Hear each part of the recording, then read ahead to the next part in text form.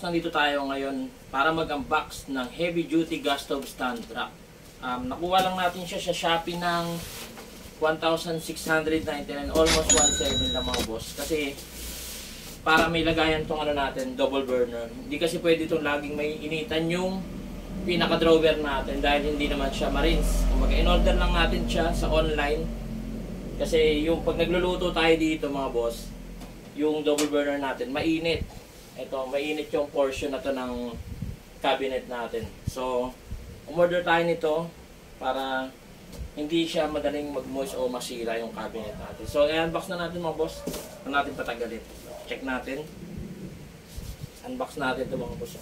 Solid to kasi unang-una, ano siya, heavy duty.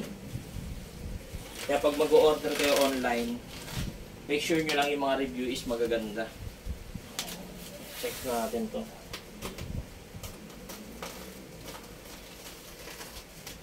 So bubuksan muna natin to. Nakaka-excite naman itong buksan kasi ayan siya. Ayan siya mga boss. Ganito yung mismong rack ng gas stove natin. Yan, ganyan. Diba? May mga lagayan dito ng mga condiments sa taas. So check natin. Ayan.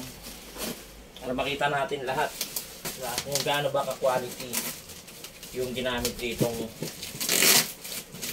bakal. Dami talagang maganda yung seller na ito mga boss kasi safe na safe yung tinadala niya. Tinadala niyang parcel. Yan. Kung mga may gustong bumili, i-visit nyo na lang yung kanilang Shopee account o Shopee store. Lalagyan na lang natin sa description yung kanilang shop. Ayun mga boss, oh. Ito. Diba? Ayan. Diba? So, check natin kung gaano ka-quality. Maganda. Ang kinagandahan lang nito mga boss. Tatabi muna natin yun. May lagayan siya ito.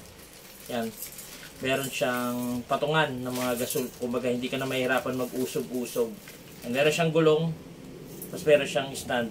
Yung patungan niya. Tapos ito na yung mismong rack. Yan. Yung mga parts siya. Sa bakal, maganda naman yung ano niya. Yung stand niya. Yan, maganda. Okay na rin to sa price kasi almost 1,700 lang naman. Ayan o. Meron din siya dito mga tornilyo. Sa loob ng box niya may mga tornilyo. Tapos yung manual kung paano itong buuin itong rack na to. Ayan yung mga tornilyo niya mga boss. May manual.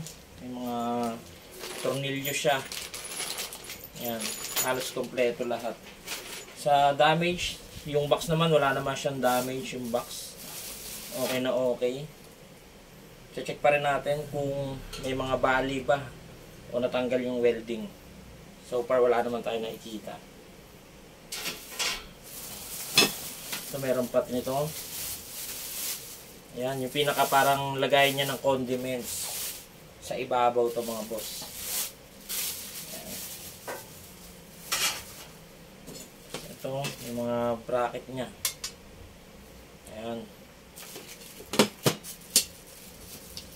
Stand. So far okay naman mga boss. So bubuin na natin itong gas stove rack na to.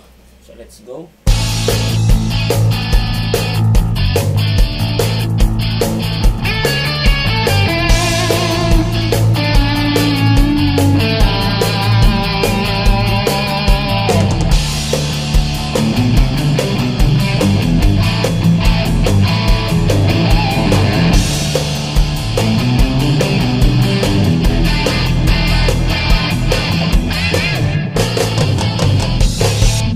Mga boss, natapos na natin yung ating heavy duty gas stove rack stand.